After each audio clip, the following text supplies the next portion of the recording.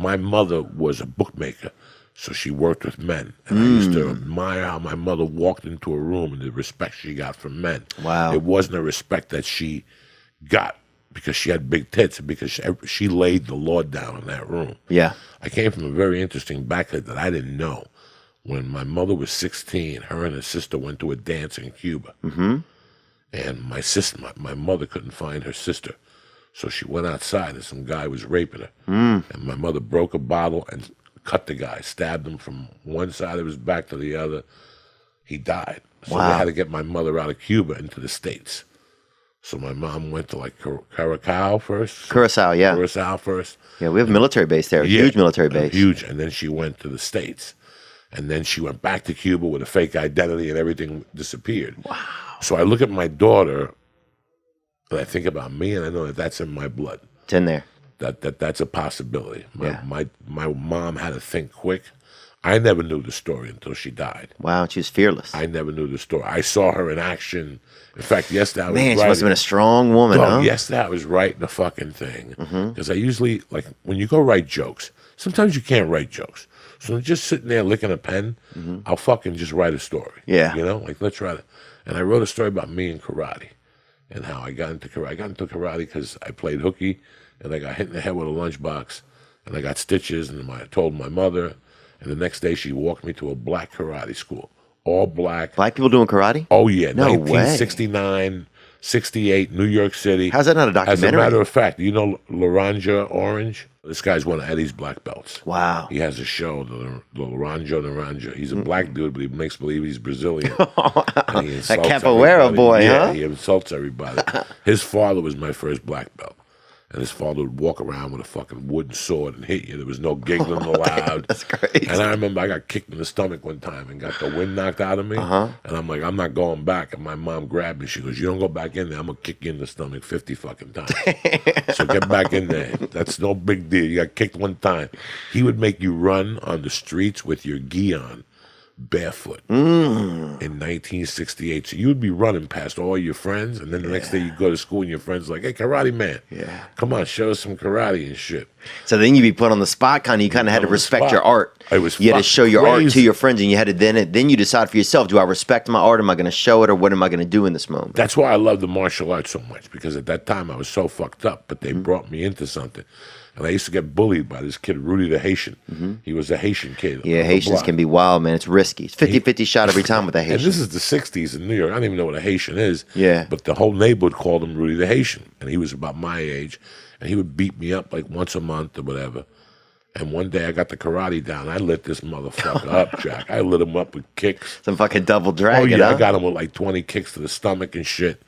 And then the next time I fought him, his father came downstairs and grabbed my arms and pinned me and let him hit me. And then his father took me upstairs. It's a cheat code. And my mother would wake up in the mornings, take me to school, but my mom would have a bar, so she wouldn't go to bed till 4 in the morning.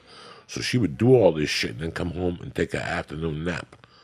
And this one particular day, he came upstairs, knocked on my mom's door, which, big mistake. Yeah. My mom opened the door like, what's going on? And he's like, the next time your son hits my son, I'm going to hit him and I'm going to hit you. And my mom got a fucking kitchen knife and chased him up the stairs. I was like 5. Damn. I was like crying, Mom's gonna get there. And also my mom came down holding a knife, said, that motherfucker will never fuck with you again. And we went inside. But the lady next door had seen everything that went down in the apartment. Everybody on the floor. But it was the 70s. There was no camera, and Americans shut their fucking mouth. There was no rats. You were not allowed to talk to the police. You were raised not to talk to the police. Yeah. And I'll never forget, like 10 minutes later, the cops knocked on the door and they had my mom in the hallway. They turned her around. They were about to arrest her. He kept saying that my mother had a knife, and the little old lady came out with fucking, what do you call those things? Knitting a cross or something. Yeah. Rosary beads. Oh, yeah. And she goes, I saw the whole thing. She didn't have a knife. And that was it. She had a spoon. She was stirring coffee. Isn't that right? And my mom goes, yeah, see, in Spanish. And the cops were like, all right, let it go.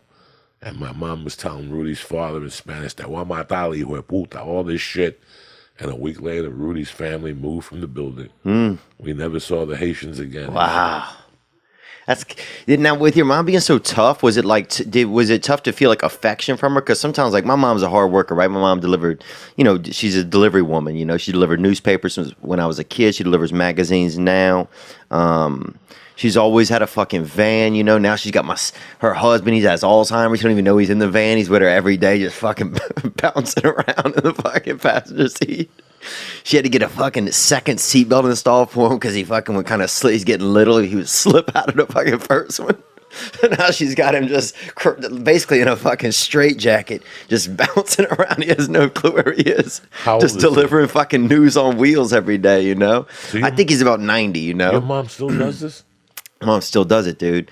And here's the worst part, bro. She got a good deal on this van, right? My mom likes a good deal, and she got a good deal on this van. It has none of the side or back windows, bro. So her fucking GPS is the Lord, bro. So she just fucking bouncing around. He's got him in the thing. But she's out there delivering all these things, man, and she won't not work, Like I could tell her, like, look, I give her some money every month, but she wouldn't have anything else to do. It's like her identity. But then for me, it was hard to that kind of mom was hard to connect with, because that she just had, for me, I looked at my mom as like the mom and the dad. I didn't realize it when I was a kid, but do you find it was tough to like have an emotional, like a mother-son connection when your mom is like has to be such a bravado? You know what I'm saying, kind of? I grew up without a dad. I had a stepdad. My mom was tough.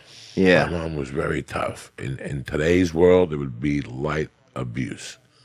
But I'm thankful. Yeah, same. I'm thankful for thankful. Everything she did, because my mom prepared me for the world. Today, I'm not raising my daughter. I'm preparing my daughter just in case something happens to me. My mom did a great job, but she left a lot of gaps. And that's where the damage came in. Right. So what I did differently is I write all the damage down. I write for my daughter. So I write every couple of days what I'm feeling, what my thoughts are. Kind of like Jax Teller on Sons of Anarchy. Yeah.